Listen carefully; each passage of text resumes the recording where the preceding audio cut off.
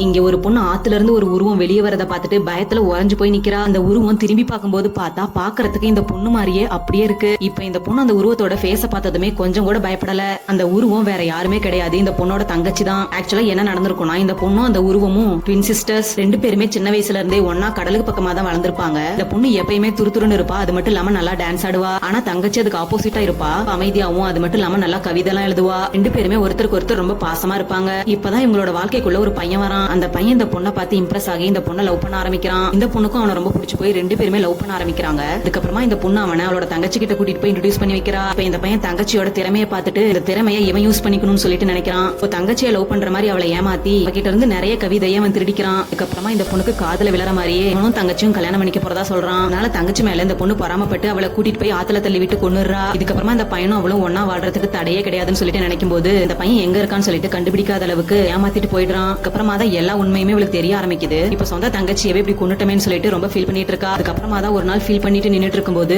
நீல இருந்து தங்கச்சியோட உருவம் வெளியே வருது.